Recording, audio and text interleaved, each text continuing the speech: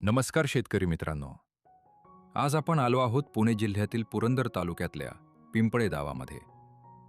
आणि सध्या आपण उभे आहोत श्री संजय लोळे यांच्या सीताफळ बागेमध्ये. शेतकरी मित्रांनो, प्रत्येक सीताफळ उत्पादकाची एकच अपेक्षा असते: अधिक फुलधारणा, चांगली फळधारणा आणि दर्जेदार उत्पादन.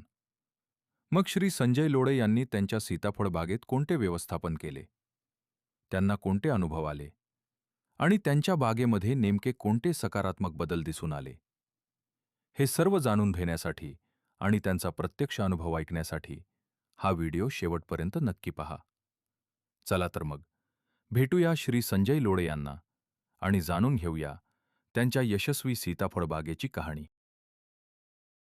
नमस्कार शेतकरी बांधवांनो, आज आपण आलेलो आहे पिंपळे या गावात, तालुका पुरंदर, जिल्हा पुणे.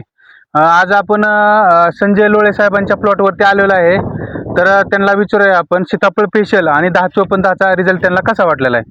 साहेब, तुम्ही 10-54-10 आणि सीताफळ स्पेशल घेतलेला आहे, तर तुम्हाला रिझल्ट कसा वाटलेला आहे?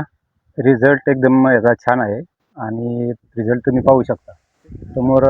आज सीताफळ सेटिंग झालेली आहे, तर खास सीताफळ स्पेशलमुळे झालेलं आहे.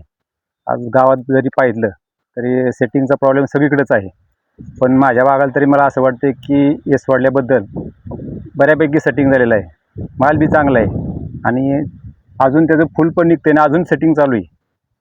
आणि 10-54-10 आणि सीताफळ स्पेशल एकदम नंबर 1 आहे. फुलगळीला काय फरक जाणवला का आपल्याला? नाही, फुलगळी नाही, सेटिंगच होत चाललं. उलट आता जास्त माल झाला आहे. आता उलट ते छोटे छोटे फळं आहेत, उलट काळी पडायला लागली. त्याच्यामुळे मालच जास्त झाला उलट त्याला, म्हणजे झाडाच्या ताकदीपेक्षा माल जास्त होत चालला आहे. ओके. इतर शेतकऱ्यांना तुम्ही काय सल्ला द्याल?